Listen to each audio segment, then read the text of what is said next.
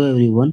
प्राचीन भारत के total 100 question लेके आए हैं और सिर्फ एक वीडियो में नहीं बल्कि इसका 10 वीडियो आएगा, क्योंकि छोटा-छोटा वीडियो होगा तो आप अच्छे से देख सकते हैं। इसीलिए इसका टोटल 10 वीडियो लेके आए हैं। देखिए, प्राचीन भारत से जो भी सवाल बनता है वो इन्हीं 10 चैप्टर से बनता है और प्रत्येक दिन एक चैप्टर करके हम देखेंगे 10 क्वेश्चन। 10 क्वेश्चन और उसका डिस्कशन देखेंगे तो टोटल 100 क्वेश्चन हो जाएगा और उसी प्रकार से प्राचीन भारत को हम कंप्लीट कर लेंगे 10 पार्ट में से। उन्हीं में से एक पार्ट आके आज हम लेके आया हूँ। तो चलिए शुरू करते हैं। सबसे पहले देखते हैं कि प्राचीन भारत में मुझे क्या पढ़ना है। तो पहले देखिए क्या-क्या पढ़ना है। तो प्राचीन भारत सिंधु घाटी सभ्यता है। क्या है? सिंधु घाटी सभ्यता, वैदिक काल उसके बाद आएगा। वैदिक काल में आपको ऋग वेदी और उत्तर वैदिक काल पढ़ना है। फिर महाजनपद में बाँट के पढ़ना है, जितना भी महाजनपद है, मगध है, वज्जी है, सबको बाँट के, चंपा सबको बाँट के पढ़ना है। फिर मौर्य साम्राज्य पढ़ना है, फिर गुप्त साम्राज्य पढ़ना है, जो 2 इम्पोर्टेंट साम्राज्य था उसको पढ़ना है प्राचीन भारत के। फिर बौद्ध धर्म और जैन धर्म, तो बौद्ध धर्म और जैन धर्म को पढ़ना है। फिर नालंदा और तक्षशिला पढ़ना है, जो उस समय शिक्षा का केंद्र था प्राचीन भारत में। फिर कला एंड संस्कृति को पढ़ना है और इसके बाद जो आपको महत्वपूर्ण शासक अभिलेख, जैसे कि अशोक का अभिलेख है ना? उस प्रकार से अभिलेख भी पढ़ना है और फिर पिछले वर्षों में बार-बार पूछे गए प्रश्न, पूछे गए जो तथ्य है उसको पढ़ना है। यानी कुल मिला के आपको प्राचीन भारत में यही 10 चीज़ों को पढ़ाई करना है।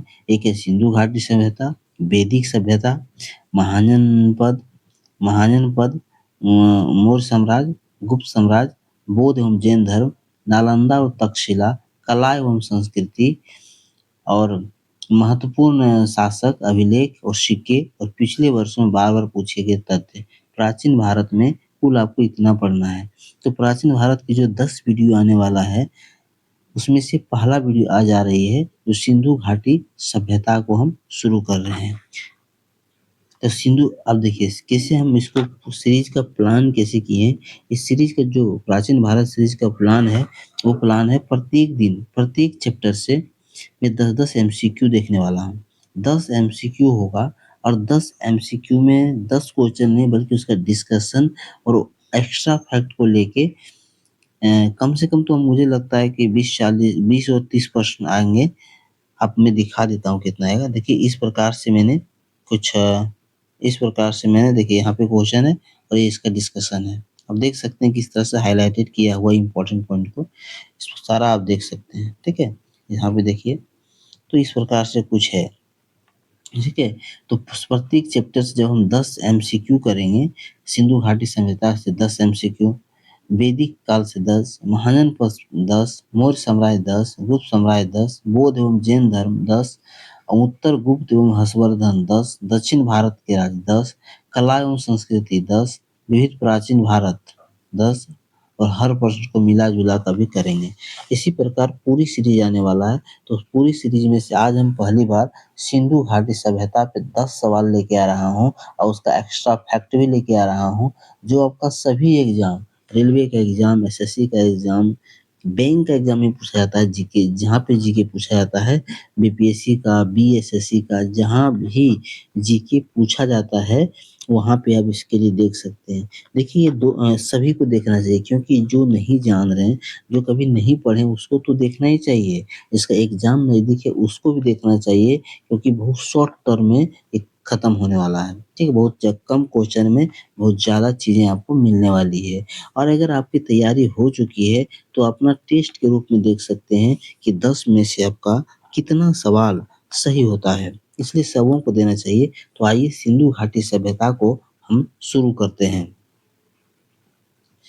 देखिए दोस्तों, पहला क्वेश्चन है, सिंधु घाटी सभ्यता की सबसे बड़ा नगर कौन है? तो सिंधु घाटी सभ्यता का सबसे बड़ा नगर जो है दोस्तों, वो है मोहनजोदाड़ो।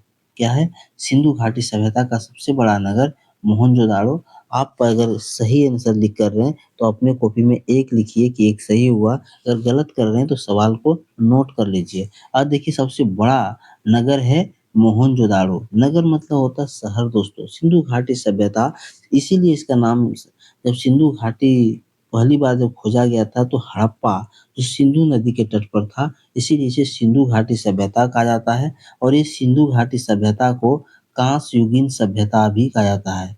सिंधु घाटी सभ्यता को कांस्य युगीन सभ्यता भी कहा जाता है, ठीक है? और इसी को हड़प्पा सभ्यता भी कहा जाता है। हड़प्पा सभ्यता भी कहा जाता है। तो इसमें 2 फैक्ट आपको मिल गया। इसके अलावा इसका एक्स्ट्रा फैक्ट भी यहाँ पे नोट किया गया। क्या है दोस्तों, देखिए कि सबसे बड़ा नगर जो था मोहनजोदाड़ो में हड़प्पा सभ्यता में, वो था मोहनजोदाड़ो और मोहनजोदाड़ो की खोज आर.डी. बनर्जी यानी रखाल दास बनर्जी ने किया था 1922 में।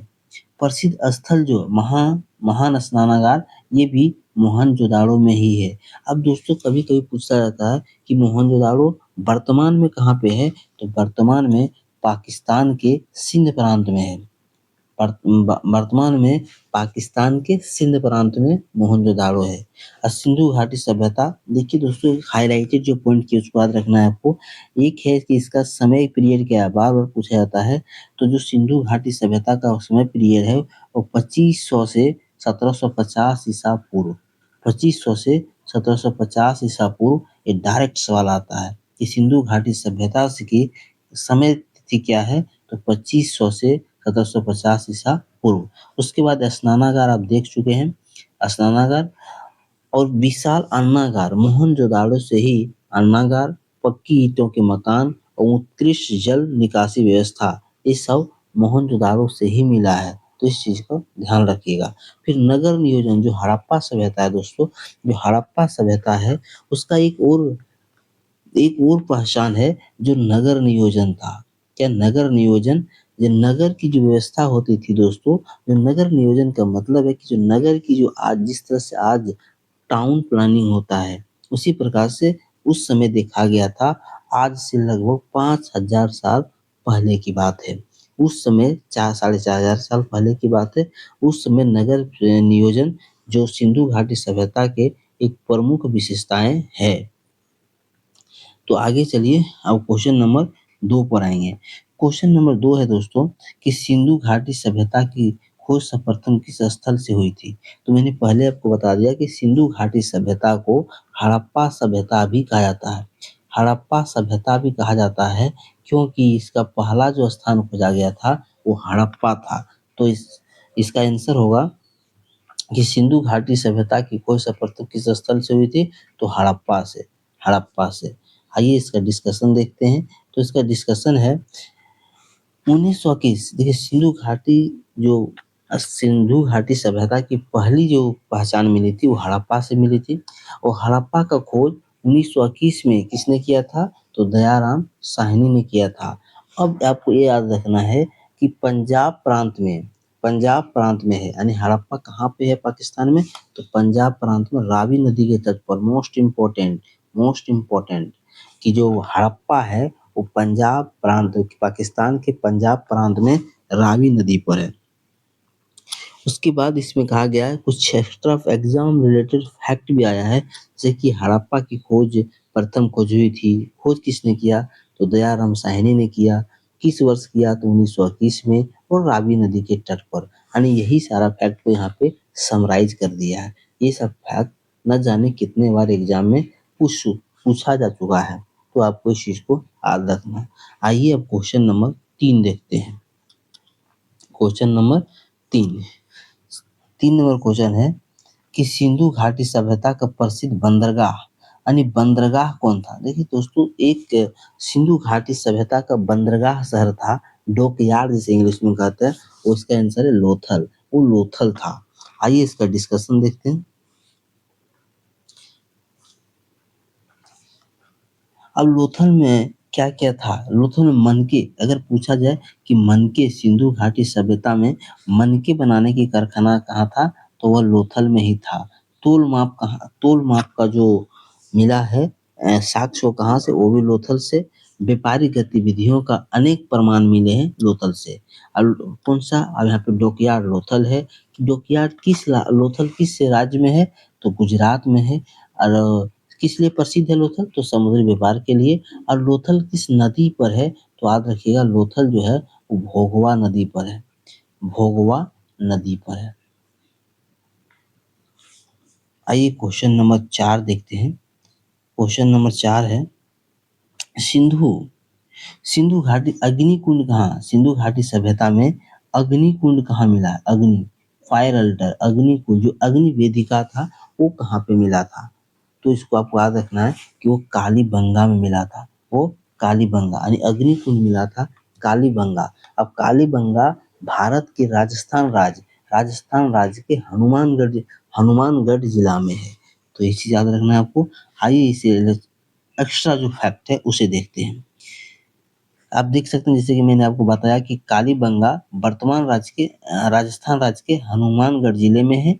अग्निकुंड यहीं से मिला है और जूते हुए खेत का साक्ष्य भी कालीबंगा में ही मिला है।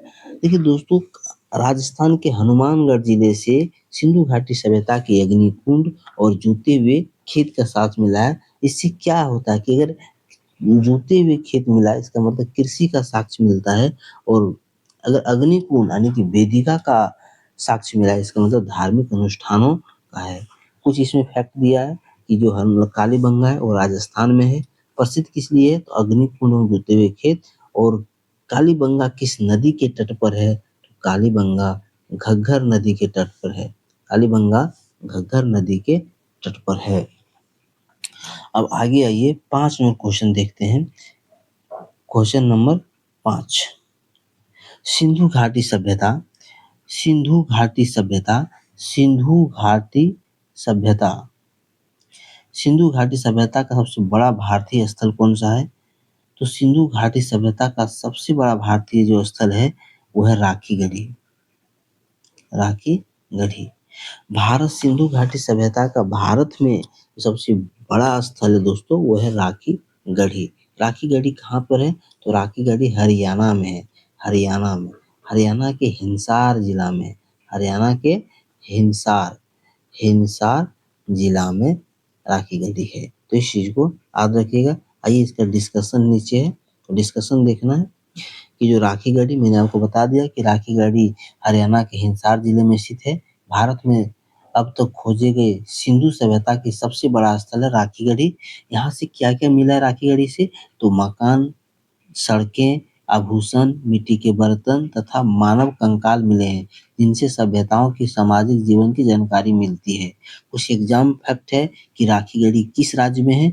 तो भारत के हरियाणा में है। यह भारत का सबसे बड़ा हड़प्पा स्थल राखी गढ़ी है। तो याद रखिएगा। अब आइए क्वेश्चन नंबर 6 देखते हैं। क्वेश्चन नंबर 6 यानी क्वेश्चन नंबर 6 पर आते हैं। तो क्वेश्चन नंबर 6 है कि प्रसिद्ध कांस्य मूर्ति नर्तकी की मूर्ति कहाँ से मिली थी? ये क्वेश्चन बहुत बार एग्जाम में पूछा गया है। दोस्तों, सिंधु सभ्यता में यानी कि हड़प्पा सभ्यता में एक डांस करती हुई गर्ल की प्रतिमा मिली थी, यानी कि मूर्ति जिसे कहते हैं स्कल्पचर मिला था। वो कहाँ से मिला था? तो मिला था मोहनजोदाड़ो से। मोहनजोदाड़ो से मिला था। आइए इसका डिस्कशन देखते हैं। इस जो मोहनजोदाड़ो से सिंधु सभ्यता में एक कांस्य की मूर्ति है डांसिंग गर्ल मिली थी, उसका ऊंचाई कितना था? तो 11 सेंटीमीटर उसका ऊंचाई था। 11 सेंटीमीटर। उसे किस विधि से बनाया गया था? ये क्वेश्चन कितना बार पूछा गया? तो लॉस्ट वैक्स विधि से बनाया गया था। और ये कांस्य मूर्ति कहाँ से? तो मोहनजोदाड़ो से। और तकनीक था लॉस्ट वैक्स तकनीक। तो ये चीज याद रखिए। मोहनजोदाड़ो आज हम लोग को याद है, पढ़े थे ऊपर पढ़े कि मोहनजोदाड़ो की खोज 1922 में हुआ है। कहाँ हुआ? तो पाकिस्तान के सिंध प्रांत में। पाकिस्तान के सिंध प्रांत में। और हड़प्पा कहाँ है? तो हड़प्पा है पाकिस्तान के पंजाब प्रांत में। हड़प्पा है पंजाब प्रांत में पाकिस्तान के। तो ये ध्यान रखिएगा। आइए क्वेश्चन नंबर 7 पे चलते हैं। पशुपति मोहर किस स्थल से प्राप्त हुई है? सिंधु घाटी सभ्यता से एक मोहर प्राप्त हुआ है, इसका नाम है पशुपति मोहर। और पशुपति मोहर नाम इसीलिए दिया गया है क्योंकि उस पर पशुपति का चित्र अंकन है और इसीलिए उसे पशुपति मोहर कहा गया है। और ये जो मिला है ये मोहनजोदाड़ो से। मोहनजोदाड़ो से और क्या मिला है? तो योग मुद्रा में बैठा पुरुष एवं पशुपति पशुपति पशुपति की जो चित्र मिले हैं ये भी मिले। और आपको याद रखना है कि जो मोहनजोदाड़ो है कहाँ, तो मोहनजोदाड़ो पाकिस्तान के सिंध प्रांत में है। पाकिस्तान के, ये पाकिस्तान में है और पाकिस्तान का भी सिंध प्रांत में मोहनजोदाड़ो है, जिसकी खोज 1921 में रखाल दास बनर्जी ने किया था। ठीक है, आइए अब इससे एक्स्ट्रा फैक्ट तो देख लिया मैंने, अब इससे इम्पोर्टेंट और अगला सवाल जो है वो क्वेश्चन नंबर 8। क्वेश्चन नंबर 8 है दोस्तों कि सिंधु घाटी सभ्यता का मुख्यतः किस धातु से परिचित था? सिंधु घाटी सभ्यता के जो लोग थे वो किस धातु का परिचित नहीं थे, किस धातु का उपयोग नहीं करता था? तो देखिए, उपयोग तो बहुत सारा धातु करता था, लेकिन लोहा से लोग परिचित नहीं थे। यानी सिंधु घाटी सभ्यता में उस समय लोहा की खोज नहीं हुई थी। तो लोहा की खोज नहीं हुई थी, तो किस धातु का उपयोग करते थे वो लोग? तो यहाँ पर देखिए, कांस्य युग था, यानी कांसा धातु का प्रयोग करते थे। लोग तांबा, कांसा, सोना, चांदी ये सब का उपयोग करते थे। लोहे का व्यापक उपयोग बाद में, यानी भारत में लोहे का जो व्यापक उपयोग है वो वैदिक काल में हुआ। देख सकते हैं, हड़प्पा काल में लोहे से लोग परिचित नहीं थे, तलवार से परिचित नहीं थे। कांस्य युग की सभ्यता है और लोहे का प्रयोग नहीं हुआ था।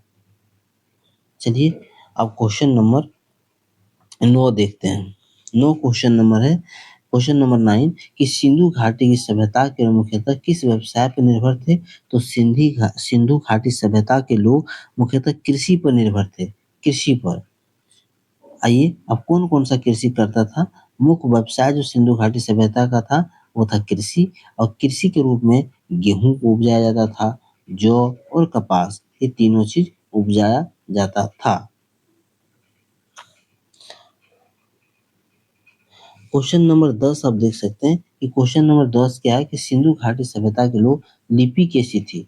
देखिए दोस्तों, सिंधु घाटी की सभ्यता की जो भी लिखित प्रमाण मिला है आज तक उसे पढ़ा नहीं गया है, इसलिए इसे अपठित कहते हैं। यानी सिंधु घाटी सभ्यता के लोगों की लिपि कैसी थी? तो अपठित थी, यानी पढ़ा नहीं गया है। और ये लिपि कैसे लिखी जाती थी? तो सामान्यतः दाएं से बाएं, आप देख सकते हैं कि ये दाएं से बाएं मानी जाती है।